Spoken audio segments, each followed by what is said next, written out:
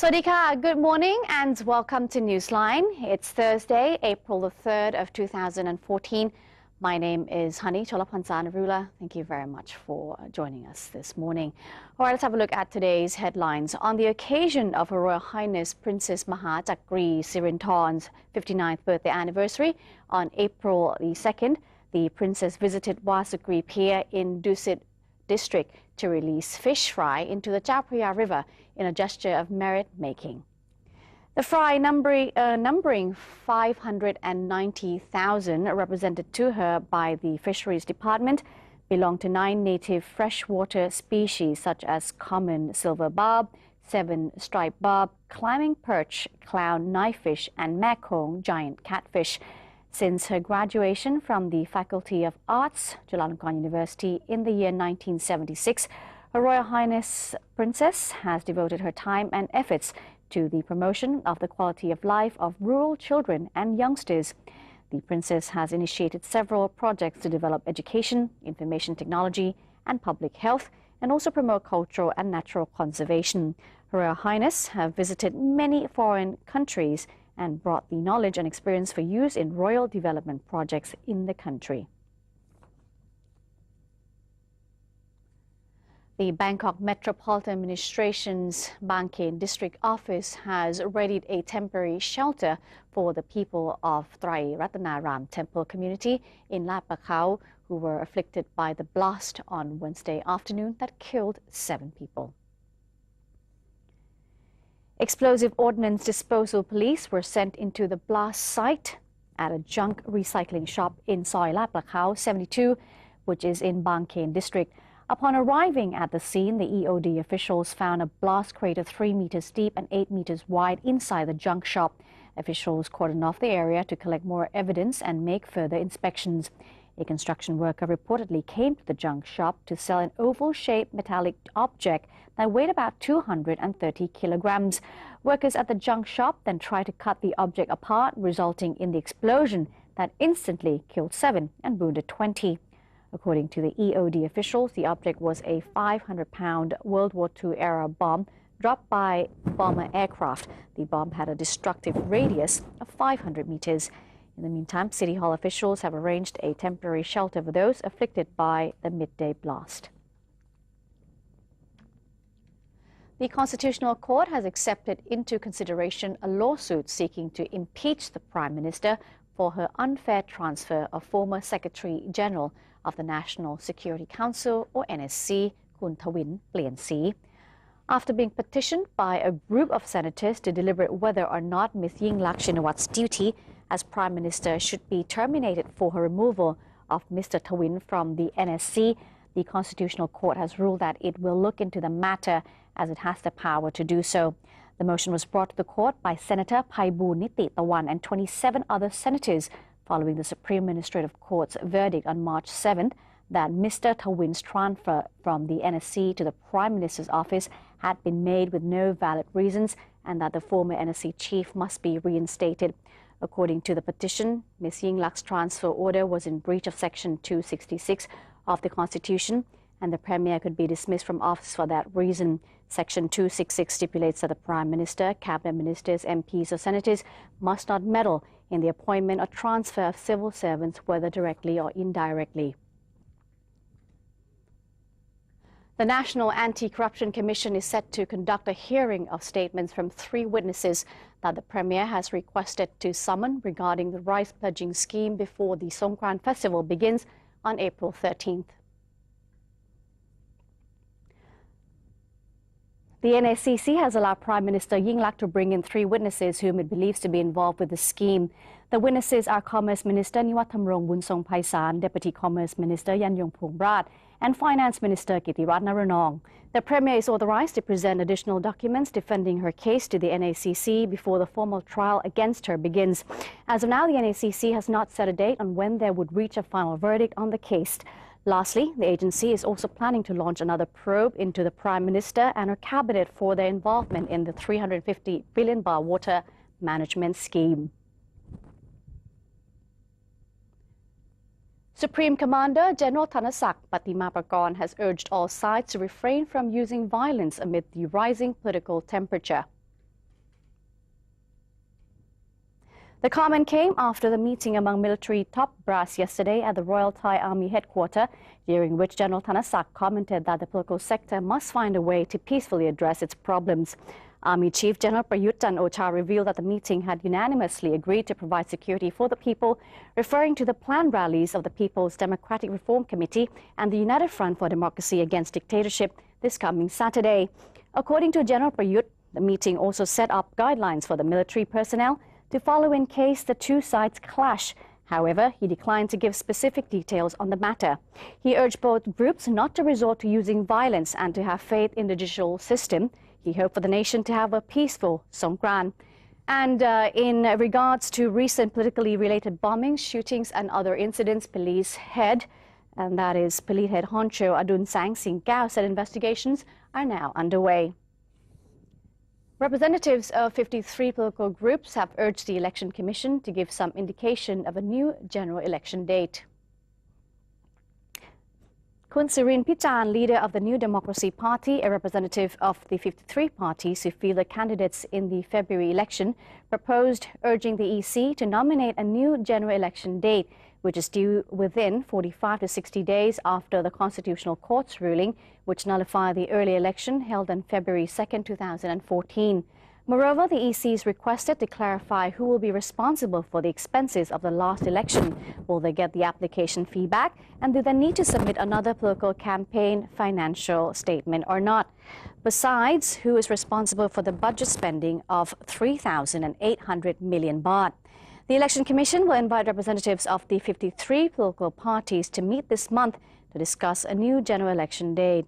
And Mr. Suratin Pichan has urged the EC to hold the discussions before the Songkran holiday. Democrat Party Deputy Leader Ong Aat Klam Paiboon has led a group of fellow party members being charged for rebellion to report to the Center for the Administration of Peace and Order at Capo while denying the wrongdoing. Mr. Ong Aat and 4 other former Democrat MPs came before Capo to hear details regarding allegations that they had committed insurrection in accordance with Sections 113 and 114 of the Criminal Code. The 4 individuals accompanying Mr. Ong Aat included Mr. Bunyot Suktin Thai, Mr. Chanwit Wipusiri, Mr. Tosapon Peng Som, and Ms. Nataya Benja Siriwan. On the occasion, the Democrat deputy leader affirmed the group's innocence, citing previous verdicts of the Civil Court and the Constitutional Court as proof that the Democrat-led protests were organized within the legal framework. He said witnesses and evidence were being gathered and clarifications would be made to the authorities in due course. Though, having acknowledged their charges, Mr. Ong Aat insisted that there were no reasons for him and other protest leaders to call off their anti-government movement at this time. And that's it for now. We'll take a short break. Up next, the Government Housing Bank's non-performing loan, or NPL, increased by 2 billion baht in the first 2 months of this year. We'll be right back after these messages. Stay with us.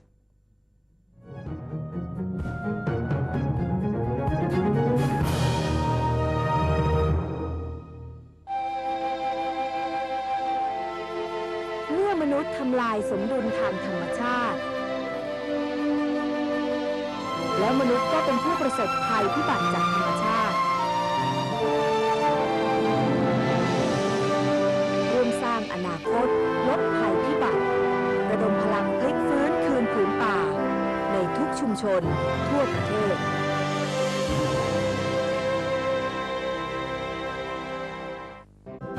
Moving forward to the establishment of ASEAN Community in 2015.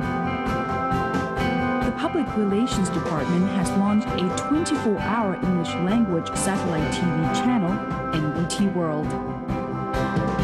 Broadcast in C-band format, viewers can stay up to date on what's going on in Thailand and countries in the ASEAN region.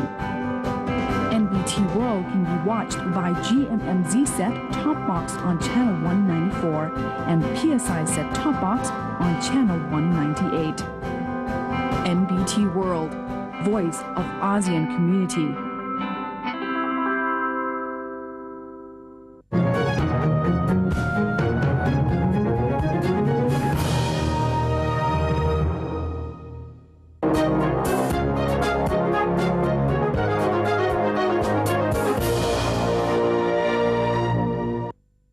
Welcome back. You're watching Newsline. Now to the business news.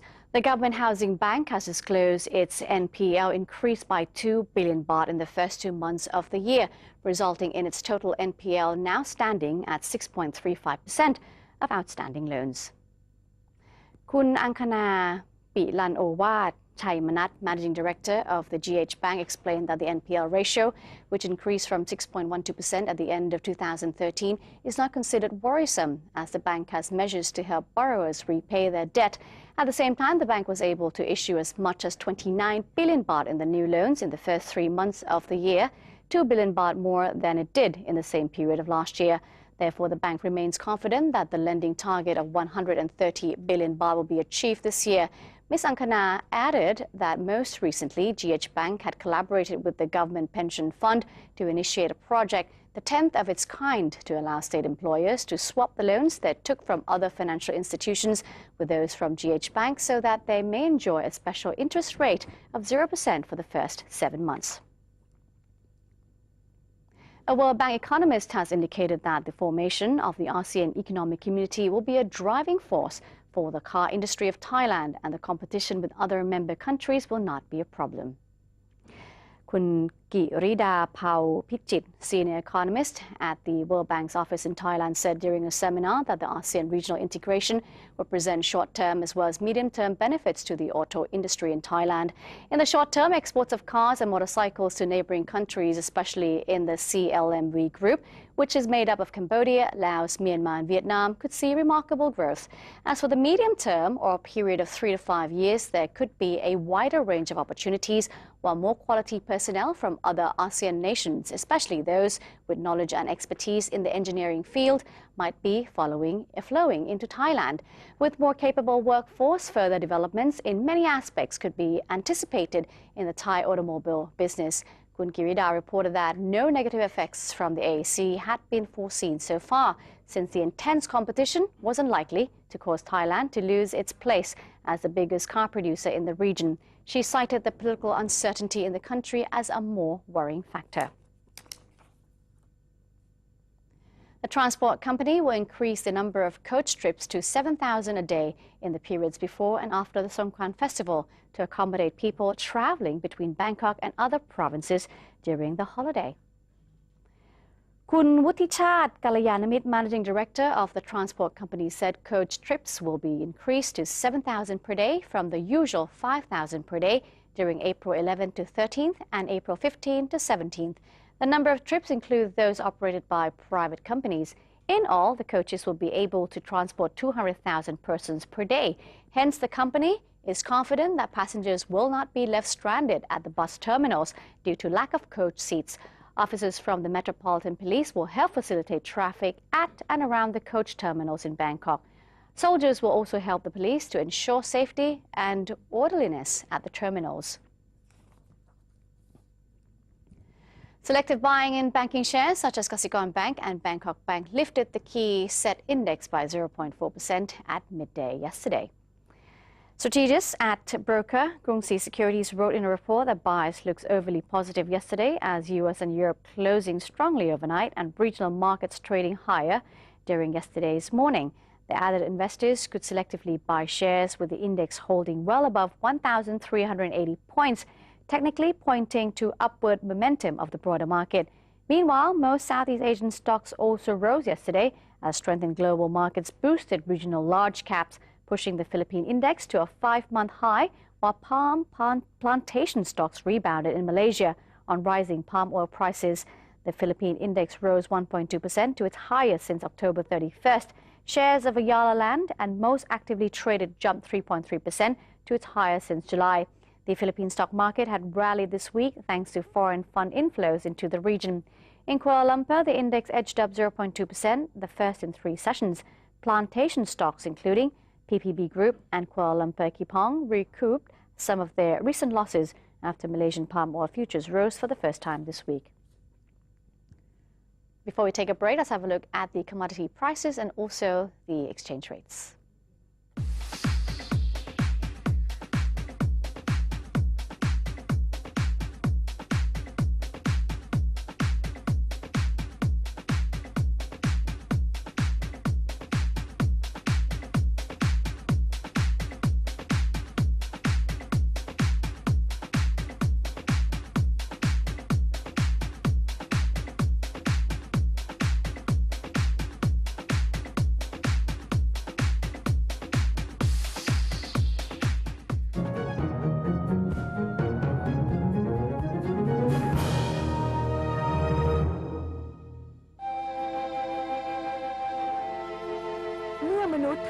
สมดุลทางธรรมชาติและมนุษย์ก็เป็นผู้ประสบภัยพิบัติจากธรรมชาติร่วมสร้างอนาคตลดภัยพิบัติระดมพลังพลิกฟื้นคืนผืนป่าในทุกชุมชนทั่วประเทศ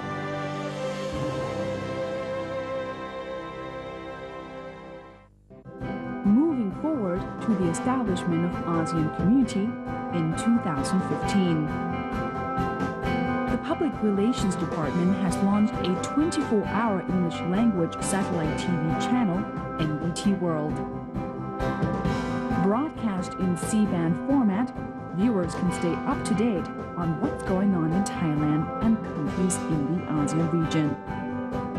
NBT World can be watched by GMMZ set-top box on channel 194 and PSI set-top box on channel 198. NBT World, Voice of ASEAN Community.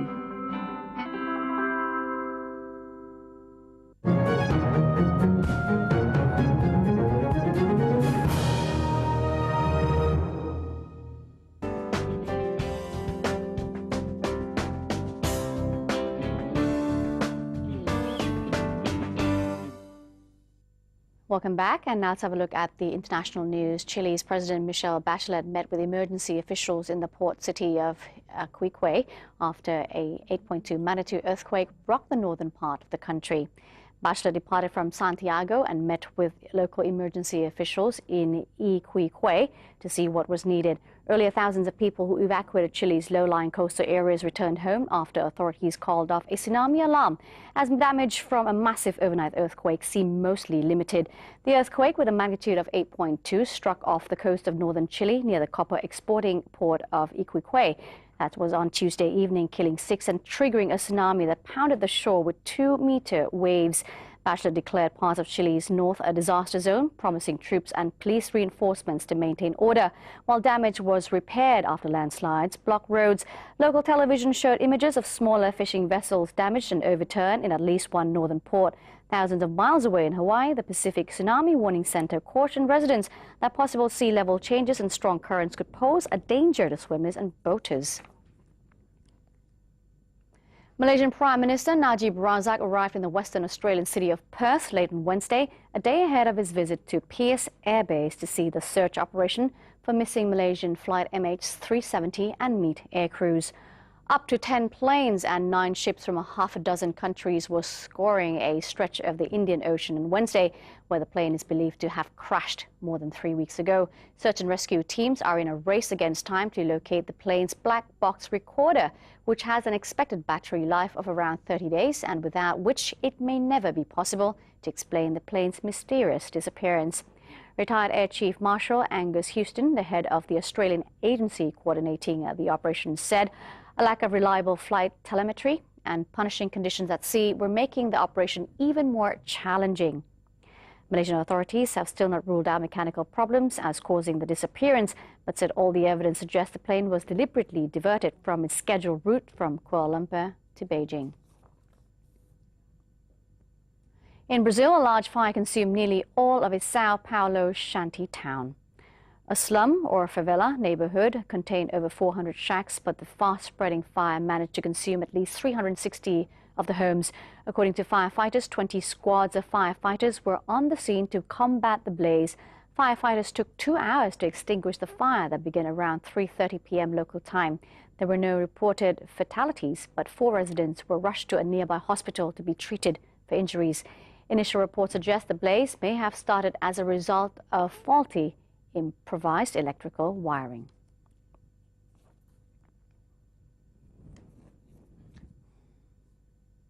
One person was killed and 14 wounded in a shooting at a U.S. Army base in Fort Hood, Texas, the site of a rampage that took place in 2009.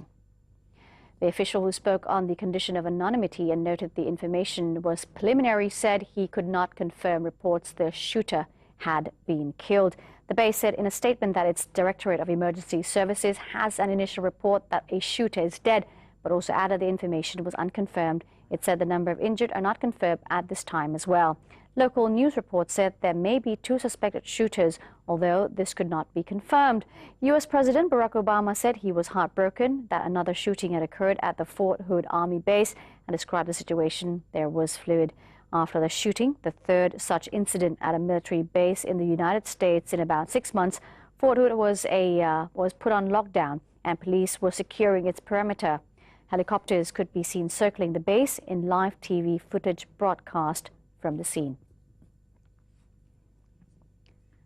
British authorities warning people with heart or lung conditions to avoid exertion as a combination of industrial pollution and Sahara dust blankets the country in smog. The Environment Department said the air pollution level could reach the top rung on its 10-point scale. The department said the smog was caused by pollution from Britain and the continent staying in place because of light winds, along with dust blown from the Sahara on a southerly breeze. Pollution levels were high at the beachfront in Norfolk, where an unnamed man in a wheelchair said a lot of people have been affected by the high pollution levels. The pollution is expected to ease by Friday. And a giant statue of the famous Marilyn Monroe subway breeze pose from the 1955 film, The 7-Year Itch, has been dismantled in Palm Springs, California, creating an eerie scene for tourists snapping pictures of various body parts on a now vacant lot. The 26-foot-tall sculpture immortalizing one of the world's most iconic movie stars by American artist Stuart Johnson was originally unveiled in July 2011 in Chicago and moved to Palm Springs in May 2012. It will now be moved to New Jersey to be part of an exhibit honoring Johnson's work. The realistic depiction made of painted bronze captures the essence of the famous scene in The 7-Year Itch, where Monroe was standing above a subway grate in New York City and a rush of air blows her dress up while she quipped, "Isn't it delicious?" The statue can now be seen in New Jersey. And that brings us to the end of today's edition of Newsline. If you have any suggestions or comments, please write to us at newsline.nbt@gmail.com.